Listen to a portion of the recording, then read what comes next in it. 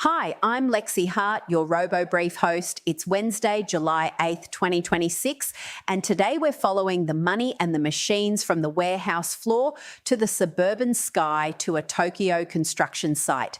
3 real launches, 3 name companies, one very busy week for robotics.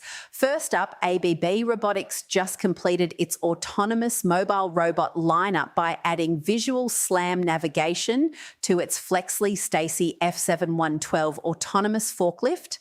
In plain English, ABB's biggest industrial forklift can now navigate warehouses using cameras alone. No floor magnets, no reflectors, no laser guides. Visual SLAM means the F712 builds and updates its own map of a working warehouse in real time, so it can share the aisle with human forklifts, wandering pallets, and unpredictable obstacles.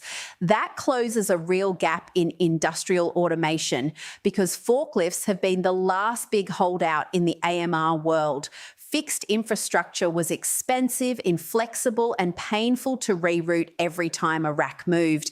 ABB's pitch is that the F712 slots into a warehouse the way a human driver does. You point at the map, it goes to work. If ABB's numbers hold up in the field, this is the moment the humble forklift finally graduates into a true autonomous robot.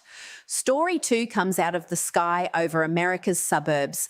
Flytrex, the Israeli-founded drone delivery company, just announced it has scaled its shared airspace operations to thousands of coordinated flights per month with 0 reported airspace conflicts. That last part is the story. Shared airspace has been the theoretical villain of drone delivery for years. Everyone agreed drones could fly, but nobody wanted to be the first company crashing into another company's drone over someone's backyard. Flytrex says they've now proven at real commercial scale in markets like North Carolina and Texas with Walmart that shared airspace management can actually work. Multiple operators, coordinated flight paths, no human air traffic controllers babysitting each drone.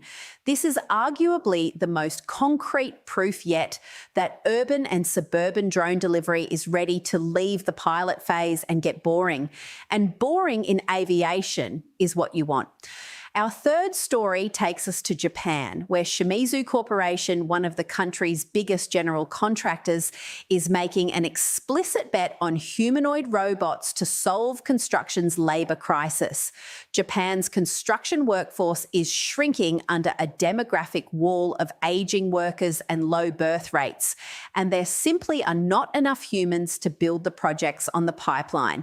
Nikkei Asia is reporting that Shimizu is now actively backing humanoid robotics as core workforce strategy, not just as a research showcase. That is a big signal.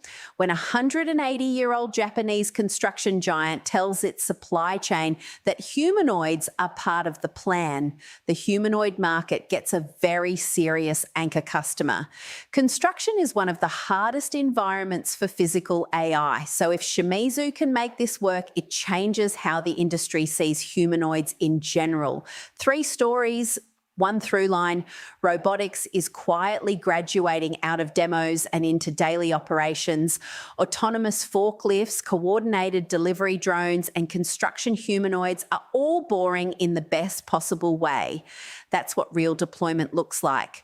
For the full write-ups, the sources, and today's newsletter, head over to robobrief.tech. Hit subscribe, and I'll see you tomorrow for more RoboBrief.